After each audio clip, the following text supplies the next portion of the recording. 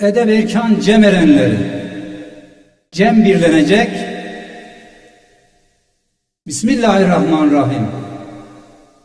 Hata ettim Huda, cemimizi sen kabul eyle. Muhammed Mustafa cemimizi sen kabul eyle. Safi nesli Cüneyt Haydaroğlu Ali Gel Mürteza cemimizi sen kabul eyle. Ali'nin düldülüğünün gamberiyem Zülfikar-ı Gaza cemimizi sen kabul eyle. Hatice Fatıma Kibra-i Zöhra imam olsun Sida cemimizi sen kabul eyle.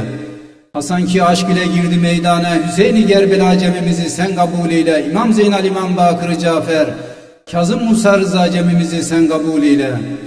Muhammed Tağ'dan Şahali Nagı, Hasan Askerliga cemimizi sen kabul eyle. Muhammed Mehdi Zayıf Zamanı, eşiğinde Geda cemimizi sen kabul eyle. Bilirem günahımız hadden aşıp şah, Ali olusun eba cemimizi sen kabul eyle. 12 imam nur oldu şah hatayım, Şahim nuru Huda cemimizi sen kabul eyle. Allah Allah, ya Rabbi kusurlarımızı affeyle, şerlerimizi def eyle.